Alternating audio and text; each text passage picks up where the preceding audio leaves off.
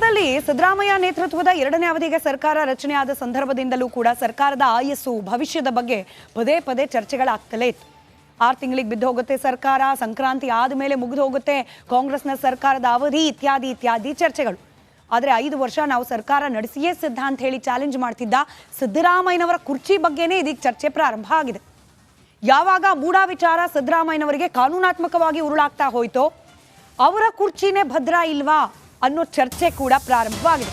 ಇದು ವಿರೋಧ ಪಕ್ಷದ ಪಡಸಾಲೆಯಲ್ಲಿ ಅಥವಾ ಜನರ ನಡುವಿನ ಚರ್ಚೆಯ ಭಾಗವಾಗಿ ಅಲ್ಲ, ಬದಲಾಗಿ ಕಾಂಗ್ರೆಸ್ ಪಕ್ಷದ ಒಳಗಾಗ್ತಾ ಇರುವ ಬೆಳವಣಿಗೆಗಳೇ ಸಿದ್ದರಾಮಯ್ಯನವರ ಕುರ್ಚಿಗೆ ಕಂಟಕ ಕಾದಿದೆಯಾ ಅನ್ನೋ ಅನುಮಾನಕ್ಕೆ ಕಾರಣವಾಗ್ತಾ ಇದೆ. ಸೈಟ್ ಹಗರಣದಲ್ಲಿ ಸಿದ್ದರಾಮಯ್ಯನವರಿಗೆ ಸಂಕಷ್ಟ ಬ್ಯಾಕ್ ಟು ಬ್ಯಾಕ್ ಎದುರಾಗ್ತಾ ಇದೆ. ಇದರ ಬೆನ್ನಲ್ಲೇ ಆಕ್ಟಿವ್ ಆಗಿದೆ ಸಾಹುಕಾರ್ ಪಡೆ. ಬೆಳಗಾವಿಯ ಸಾಹುಕಾರ್ ರಮೇಶ್ ಜಾರಕಿಹೊಳಿ ಅಲ್ಲ, ಸತೀಶ್ ಜಾರಕಿಹೊಳಿ. ಸತೀಶ್ ಜಾರಕಿಹೊಳಿ ಅವರ ಪಡೆಯಲ್ಲಿ ಹೊಸ ಹುಮ್ಮಸ್ಸು ಕಾಣೋಕೆ ಸಿಗ್ತಾ ಇದೆ. ಅದರಲ್ಲೂ ಮೊನ್ನೆ ದೆಹಲಿಗೆ ಹೋಗಿ ಬಂದ ನಂತರ ಸತೀಶ್ ಜಾರಕಿಹೊಳಿ ಅವರು ತುಸು ಹೆಚ್ಚೆ ಆಕ್ಟಿವ್ ಆದಂತೆ ಕಾಣ್ತಾ ಇದ್ದಾರೆ. ಇದು ರಿಪಬ್ಲಿಕ್ ಕನ್ನಡದ ಎಕ್ಸ್ಕ್ಲೂಸಿವ್ ಪೊಲಿಟಿಕಲ್ ಸ್ಟೋರಿ. ಹಾಗಾದ್ರೆ ಸತೀಶ್ ಜಾರಕಿಹೊಳಿ ಅವರು ಕೂಡ ಮುಖ್ಯಮಂತ್ರಿ ರೇಸ್ನಲ್ಲಿ ಮುಂಚೂಣಿಯಲ್ಲಿ ಬಂದ್ರ ಅನ್ನೋ ಅನುಮಾನ. ದೆಹಲಿಯಲ್ಲಿ ರಾಹುಲ್ ಗಾಂಧಿ ಅವರನ್ನ ಭೇಟಿಯಾಗಿ ಬಂದರು ಸತೀಶ್ ಜಾರಕಿಹೊಳಿ. ಮಹತ್ವದ ಮೀಟಿಂಗ್ ಕೂಡ ಆಯಿತು. ಇದರ ಬಗ್ಗೆ ಮಾಧ್ಯಮದವರು ಯಾವ ಕಾರಣಕ್ಕೋಸ್ಕರ ದೆಹಲಿ ಯಾತ್ರೆ, ರಾಹುಲ್ ಗಾಂಧಿ ಅವರ ಜೊತೆಯಲ್ಲಾದ ಮಾತುಕತೆ ಏನು ಅಂತಂದ್ರೆ ಸೈಲೆಂಟ್ ಆಗಿ ಒಂದು ಸ್ಮೈಲ್ ಕೊಟ್ಟು ಸುಮ್ಮನಾಗ್ಬಿಟ್ರು ಸತೀಶ್ ಜಾರಕಿಹೊಳಿ ಅವರು. ಸತೀಶ್ ಜಾರಕಿಹೊಳಿ ಅವರ ಈ ಸ್ಮೈಲ್ ಬೇರೆ ಬೇರೆ ಅರ್ಥಕ್ಕೂ ಕೂಡ ಕಾರಣವಾಗ್ತಾ ಇದೆ. ದೆಹಲಿ ಯಾತ್ರೆಯ ಗುಟ್ಟನ್ನ ಬಿಟ್ಟು ಕೊಡ್ತಾ ಇಲ್ಲ PWD ಮಿನಿಸ್ಟರ್. ಮಾಧ್ಯಮಗಳ ಪ್ರಶ್ನೆಗೆ ನಗುವಿನಲ್ಲೇ ಉತ್ತರಿಸಿದ್ದಾರೆ ಸತೀಶ್ ಜಾರಕಿಹೊಳಿ. ಆದರೆ ಮುಂದಿನ CM ಸತೀಶ್ ಜಾರಕಿಹೊಳಿ ಅನ್ನೋ ವಿಚಾರ ಇದೀಗ ಎಲ್ಲೆಡೆ ಟ್ರೆಂಡ್ ಆಗ್ತಾ ಇದೆ. ಅದರಲ್ಲೂ ಬೆಳಗಾವಿ ರಾಜಕೀಯದಲ್ಲಿ ಸದ್ಯ ಸತೀಶ್ ಜಾರಕಿಹೊಳಿ ಅವರದ್ದೇ ಚರ್ಚೆ. ಇದೇ ವಿಚಾರಕ್ಕೆ ಸಂಬಂಧಪಟ್ಟಂತೆ ಸತೀಶ್ ಜಾರಕಿಹೊಳಿ ಅವರ ನಗುಭರಿತ ಉತ್ತರ ಯಾವ ರೀತಿ ಇತ್ತು ಗಮನಿಸಿ. ಮನೆ ಗೆಲ್ಲಿಗೆ ಹೋಗಿದ್ರಂತ ವಿಶೇಷವಾಗಿ ಮುಖ್ಯಮಂತ್ರಿ ಆಗ್ತಾರೆ. ಮನೆ ಗೆಲ್ಲಿಗೆ ಹೋಗಿದ್ರಂತ ವಿಶೇಷವಾಗಿ ಮುಖ್ಯಮಂತ್ರಿ ಆಗ್ತಾರೆ. ಮನೆ ಗೆಲ್ಲಿಗೆ ಹೋಗಿದ್ರಂತ ವಿಶೇಷವಾಗಿ ಮುಖ್ಯಮಂತ್ರಿ ಆಗ್ತಾರೆ. ಏನು ಪಾಲಿಟಿಕ್ಸ್ ಇಲ್ಲ, ಇಷ್ಟೇ ಸಾಕು. ಮನೆ ಗೆಲ್ಲಿಗೆ ಹೋಗಿದ್ರಂತ ವಿಶೇಷವಾಗಿ ಮುಖ್ಯಮಂತ್ರಿ ಆಗ್ತಾರೆ. ಮನೆ ಗೆಲ್ಲಿಗೆ ಹೋಗಿದ್ರಂತ ವಿಶೇಷವಾಗಿ ವಿಚಾರ ಆಲ್ರೆಡಿ ತನಿಖೆ ಹಂತದಲ್ಲಿದೆ. ಚಾರ್ಜ್ ಶೀಟ್ ಸಬ್ಮಿಟ್ ಆಗಿದೆ. ಪೊಲೀಸರು, ತನಿಖಾಧಿಕಾರಿಗಳು ಏನೆಲ್ಲ ಕ್ರಮ ಕೈಗೊಳ್ತಿದ್ದಾರೆ. ಮೂಡಾ ವಿಚಾರ ಹೈಕೋರ್ಟ್ನ ನ್ಯಾಯಮೂರ್ತಿ ನಾಗಪ್ರಸನ್ನ ಅವರ ಪೀಠದಲ್ಲಿ ವಿಚಾರಣೆ ಆಗ್ತಾ ಇದೆ. ತನಿಖೆ ಆಗ್ಬೇಕಾ ಇಲ್ವಾ? ನಾಳೆ ಸೋಮವಾರ ಮತ್ತೆ ಅದರ ವಿಚಾರಣೆ ನಡೆಯುತ್ತೆ. ಇದೆಲ್ಲದಕ್ಕಿಂತ ಬಹಳ ಮುಖ್ಯವಾಗಿ ಬೇಕಾಗಿರೋದು ಕುಡಿಯೋ ನೀರು, ಹಾಗೆ ರೈತರ ಕೃಷಿಗೆ ಅವಶ್ಯಕತೆ ಇರೋ ನೀರಿಗೆ ಸಂಬಂಧಪಟ್ಟ ಯೋಜನೆಗಳು. ಕಾಂಗ್ರೆಸ್ನ ವಾದ ಇದು. ಈ ಯೋಜನೆಗಳು ಮಹದಾಯಿ ವಿಚಾರ ಇರಬಹುದು ಅಥವಾ ಕೃಷ್ಣಾ ಬಲ್ದಂಡೆ ಯೋಜನೆ ಇರಬಹುದು, ಮೇಕೆದಾಟು ಯೋಜನೆ ಇರಬಹುದು, ಇದೆಲ್ಲವೂ ಕೂಡ ನಿಧಾನಗತಿಯಲ್ಲಿ ಸಾಗ್ತಾ ಇರೋದಕ್ಕೆ, ಇನ್ಫ್ಯಾಕ್ಟ್ ಕೆಲವೊಂದಕ್ಕೆ ಇನ್ನೂ ಚಾಲನೆಯೇ ಸಿಗದೆ ಇರೋದಕ್ಕೆ ಕಾರಣ ಕೇಂದ್ರ ಸರ್ಕಾರದ ಮಲತಾಯಿ ಧೋರಣೆ. ಹಾಗಾಗೇನೆ ಎಲ್ಲಿ ಕಾಂಗ್ರೆಸ್ ಪಕ್ಷದವರು ರಾಜ್ಯದಲ್ಲಿ ಅಧಿಕಾರವನ್ನು ನಡೆಸ್ತಾ ಇರುವ ಕಾಂಗ್ರೆಸ್ ಪಕ್ಷ ಸರ್ಕಾರವಾಗಿ, ರಾಜ್ಯ ಸರ್ಕಾರವಾಗಿ ಕೇಂದ್ರ ಸರ್ಕಾರವನ್ನ ಮತ್ತಷ್ಟು ತೀಕ್ಷ್ಣವಾಗಿ ಪ್ರಶ್ನೆ ಮಾಡುತ್ತೋ, ಕೇಂದ್ರ ಸರ್ಕಾರದ ಮಲತಾಯಿ ಧೋರಣೆಯನ್ನ ಜನರ ಮುಂದೆ ಬಹಿರಂಗಪಡಿಸುತ್ತೋ ಅನ್ನೋ ಆತಂಕದಿಂದ ಬಿಜೆಪಿಗರು ಟಾಪಿಕ್ ಡಿವಿಯೇಟ್ ಮಾಡ್ತಿದ್ದಾರೆ ಅನ್ನೋದು ಕಾಂಗ್ರೆಸ್ನ ಆರೋಪ.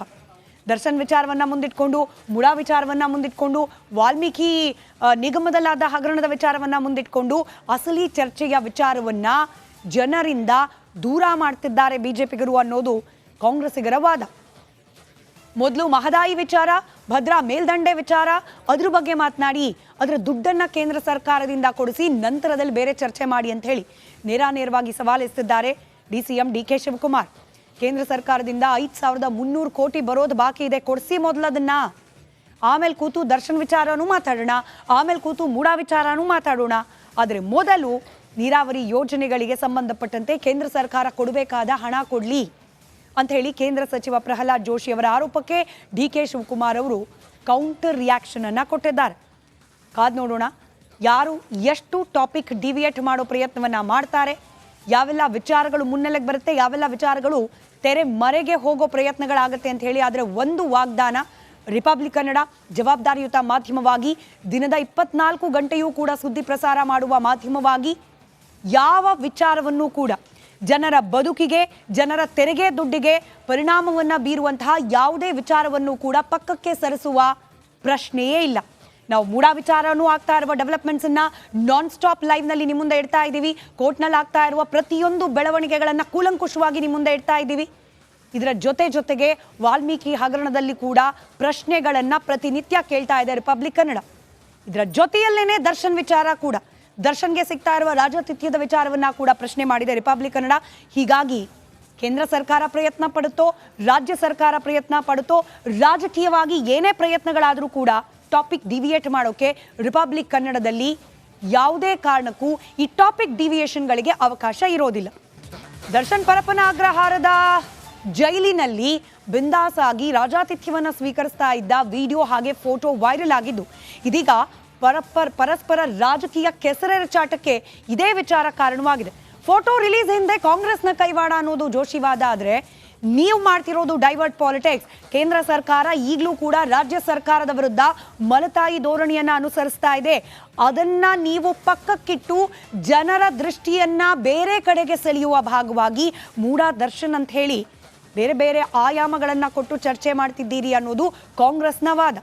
ಪರಪ್ಪನ ಅಗ್ರಹಾರ ಕಾರಾಗೃಹದಿಂದ ರಿಲೀಸ್ ಆದ ಫೋಟೋ, ವಿಡಿಯೋ ಹಾಗೆ ಕಾಂಗ್ರೆಸ್ ಬಿಜೆಪಿ ನಡುವಿನ ಆರೋಪ ಪ್ರತ್ಯಾರೋಪಗಳು ಯಾವ ಹಂತಕ್ಕೆ ಹೋಗಿ ನಿಂತಿದೆ, ಈ ಕುರಿತಾದ ಒಂದು ಡೀಟೇಲ್ ರಿಪೋರ್ಟ್ ನಿಮ್ಮ ಮುಂದೆ.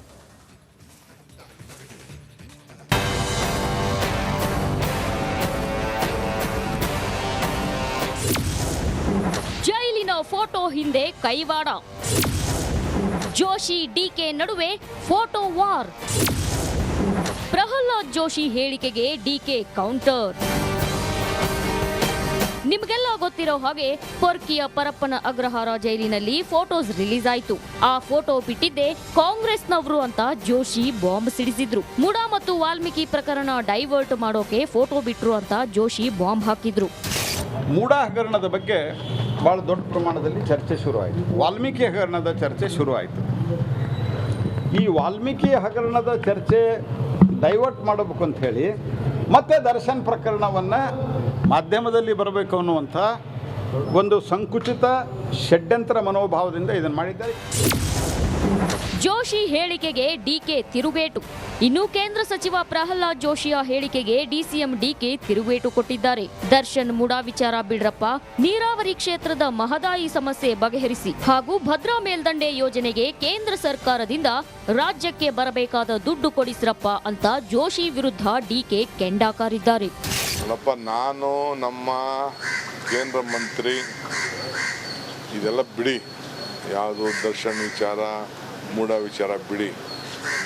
ಈಗ ಮಹದಾಯಿ ವಿಚಾರ ಏನು ನಮ್ಗೆ ತೊಂದರೆ ಆಗಿದೆ, ಸಮರ್ಥನೆ ಮಾಡ್ಕೋತಾರ. ಪ್ರಹ್ಲಾದ್ನಲ್ಲಿ ಅದು ಕೊರೋನಾದಲ್ಲಿ ಲೂಟಿ ಹೊಡೆದಂಥದ್ದು, ಅಥವಾ ಈ ಕರೋನಾದ 2,000 ಕೋಟಿ ಏನಾದರೂ ಬಿ ಜೆ ಪಿ ರಾಜ್ಯ ಚುನಾವಣೆಗೆ ಖರ್ಚು ಮಾಡಿದ್ರೆ ಅದನ್ನು, ಅಥವಾ ಕೇಂದ್ರ ಪಾರ್ಲಿಮೆಂಟ್ ಎಲೆಕ್ಷನ್ಗೆ ಹೋಯ್ತಾ ಅಥವಾ ಹೈಕಮಾಂಡ್ಗೆ ಹೋಯ್ತಾ ಬಿ ಜೆ ಪಿ ಹೈಕಮಾಂಡ್ಗೆ ಚುನಾವಣೆ ಖರ್ಚಿಗಾಗಿ ಪೋಸ್ಕೊಂಡ್ರ.